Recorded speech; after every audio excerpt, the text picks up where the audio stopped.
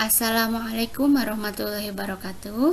Dalam kesempatan ini kita akan membahas materi tentang alat pembayaran tunai, di mana alat pembayaran tunai ini atau sering kita sebut dengan uang sangat erat kaitannya dengan kita dalam pemenuhan kehidupan sehari-hari. Sebelum lebih jauh kita membahas tentang apa itu alat pembayaran tunai, mari kita lihat dulu tentang sejarah uang itu sendiri. Jadi, pada zaman dahulu, setiap orang itu pasti memenuhi kebutuhannya dengan kemampuan sendiri. Namun, hal tersebut itu tidak bisa memenuhi semua kebutuhannya. Maka, muncullah istilah yang dinamakan dengan barter. Barter itu adalah kegiatan tukar-menukar barang dengan upaya untuk memenuhi kebutuhan. Seiringnya perkembangan barter, ternyata barter itu mengalami banyak kesulitan. Di antaranya itu, kelemahannya itu sulit menemukan orang yang membutuhkan barang dan tidak ada standar nilai untuk dipertukarkan. Sehingga muncullah istilah atau uang komoditas. Uang komoditas di sini yang dijadikan sebagai komoditas itu berupa barang dasar yang hampir dibutuhkan oleh semua orang seperti garam, teh, tembakau, sayuran. Nah, uang komoditas muncul sekitar 6.000 tahun sebelum Masehi. Uang komoditas dianggap masih kurang efektif pada saat itu, sehingga muncullah yang namanya uang primitif. Uang primitif ini berupa cangkang kerang atau cangkang hewan lainnya yang digunakan sebagai alat tukar pada saat itu. Nah, uang primitif muncul sekitar tahun 1200 sebelum Masehi. Selanjutnya, uang primitif juga dianggap masih memiliki fungsi yang kurang efektif, sehingga pada saat itu muncullah yang namanya uang kertas. Swedia merupakan negara pertama di benua Eropa yang menggunakan uang kertas di tahun 1661 setelah muncul pabrik kertas. Hal ini menunjukkan pada saat itu sudah berkembangnya atau sudah adanya perkembangan dari segi teknologi.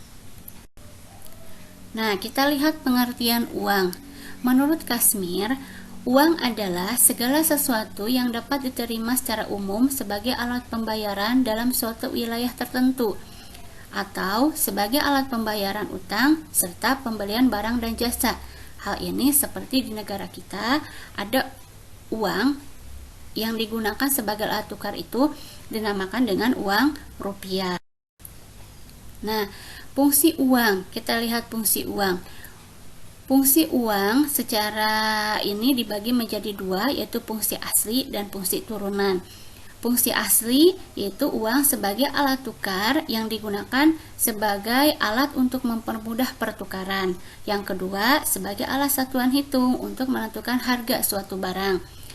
Sedangkan untuk fungsi turunan, uang sebagai alat pembayaran yang sah, uang sebagai alat penyimpan kekayaan, uang sebagai alat pendorong kegiatan ekonomi, dan keempat, uang sebagai standar pencicilan utang. Nah, jenis-jenis uang. Di Indonesia, ada dua jenis uang yang digunakan dalam kegiatan transaksi dalam kehidupan sehari-hari. Yang pertama, uang kartal. Uang kartal adalah uang yang digunakan dalam kehidupan sehari-hari sebagai alat pembayaran yang berbentuk uang kertas dan logam. Nah, ini pada gambar ini terlihat contoh dari uang kertas yang digunakan dalam kehidupan kita sehari-hari, di mana uang kertas tersebut dibuat dengan kertas khusus dan terdapat unsur pengaman untuk menghindari pemalsuan. Yang kedua, uang logam. Uang logam yang berlaku di negara kita itu ada dua. Yang pertama, uang logam mata uang standar adalah mata uang yang dapat digunakan sebagai alat pembayaran yang sah dengan nilai nominal uang sama dengan nilai intrinsik atau bahannya. Contohnya seperti uang yang terbuat dari emas dan uang yang terbuat dari perak. Yang ketiga, uang logam mata uang dengan mata uang tandap atau bercap adalah mata uang yang dapat dipakai sebagai alat pembayaran yang sah dengan nilai nominal yang tidak sama dengan nilai intrinsiknya. Hal ini seperti uang yang sering kita gunakan dalam kegiatan transaksi sehari-hari, seperti pada gambar terlihat uang pecahan 1.000 rupiah. Nah, yang kedua, uang giral. Uang giral itu merupakan saldo rekening koran yang ada di bank dan sewaktu-waktu dapat digunakan, namun hanya berlaku pada kalangan tertentu saja. Contohnya dari uang giral bisa dilihat pada gambar di samping, yaitu berupa biliet giro dan cek.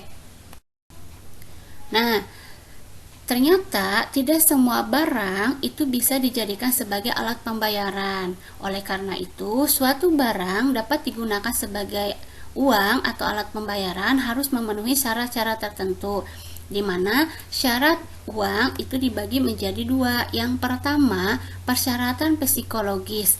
Benda tersebut dapat memuaskan bermacam-macam keinginan dari orang yang memilikinya, sehingga semua orang mau mengakui dan menerimanya. Persyaratan yang kedua yaitu persyaratan secara teknis. Pertama yaitu benda tersebut harus tahan lama dan tidak mudah rusak. Yang kedua, mudah dibagi-bagi tanpa mengurangi nilainya. Yang ketiga, mudah disimpan dan dibawa. Yang keempat, nilainya relatif stabil. Yang kelima, jumlahnya tidak berlebihan. Dan yang keenam, terdiri atas berbagai nilai nominal. Yang ketujuh, harganya tetap dalam jangka yang panjang. Nah, mungkin itu syarat suatu benda dapat dikatakan atau digunakan sebagai uang. Nah, ternyata dalam pengelolaan rupiah itu tidak bisa dilakukan oleh sembarang bank. Jadi pengelolaan rupiah itu hanya dilakukan oleh Bank Indonesia saja. Hal ini sesuai dengan Undang-Undang Nomor 7 Tahun 2011 tentang mata uang. Bank Indonesia diberikan tugas dan wewenang pengelolaan uang rupiah. Di sini ada 6 kegiatan pengelolaan rupiah yang dilakukan oleh Bank Indonesia. Pertama, perencanaan, yaitu menetapkan besarnya jumlah dan jenis pecahan berdasarkan perkiraan kebutuhan rupiah dalam periode tertentu. Yang kedua, pencetakan berdasarkan rencana cetak dalam periode tertentu. Bank Indonesia bekerja sama dengan Perum Peruri dalam pencetakan rupiah. Dan yang ketiga, pengeluaran. Bank Indonesia mengeluarkan atau menerbitkan rupiah sebagai alat pembayaran yang sah di wilayah Negara Kesatuan Republik Indonesia. Yang keempat, pengedaran. Bank Indonesia melakukan rangkaian kegiatan pengedaran atau mendistribusikan rupiah di wilayah Negara Kesatuan Republik Indonesia. Yang kelima, pencabutan dan penarikan. Bank Indonesia menetapkan rupiah tidak berlaku lagi sebagai alat pembayaran yang sah di wilayah Negara Kesatuan Republik Indonesia. Dan yang terakhir, pemusnahan, kegiatan meracik, melebur, dan cara lain memusnahkan rupiah sehingga tidak menyerupai uang rupiah. Selanjutnya, Bank Indonesia juga menentukan unsur pengaman rupiah, di mana Bank Indonesia itu menetapkan unsur-unsur pengaman pada setiap pecahan uang rupiah, baik pada bahan ataupun pada waktu proses pencetakan. Selain itu, Bank Indonesia senantiasa melakukan penelitian dalam upaya meningkatkan unsur pengaman rupiah agar lebih andal dan sulit dipalsukan. Nah, di sini Bank Indonesia membagi unsur pengaman rupiah menjadi 3 tingkatan. Pertama, terbuka, yaitu unsur pengamannya dapat dideteksi tanpa bantuan alat panca indera. Yang kedua, semi tertutup adalah unsur pengaman yang dapat dideteksi dengan menggunakan alat bantu yang sederhana seperti kaca pembesar dan lampu ultraviolet. Yang ketiga, tertutup adalah unsur pengaman yang hanya dapat dideteksi dengan menggunakan media peralatan laboratorium atau forensik saja. Nah, bisa dilihat pada gambar ini ya, ada 13 unsur pengaman uang rupiah pada pecahan 100.000 rupiah. Nah, dari unsur pengaman ini diharapkan uang yang beredar dalam masyarakat itu tidak mudah dipalsukan oleh oknum-oknum tertentu, sehingga kita bisa aman dalam penggunaan rupiah dalam bertransaksi untuk pemenuhan kebutuhan sehari-hari. Nah, itu dia materi yang telah kita pelajari tentang alat pembayaran tunai. Setelah mempelajari materi ini, diharapkan kita itu dapat lebih teliti dalam mengecek keaslian uang rupiah yang kita gunakan. Semoga apa yang kita pelajari bisa memberikan manfaat dalam kehidupan sehari-hari kita. Sampai jumpa di pelajaran selanjutnya. Wassalamualaikum warahmatullahi wabarakatuh.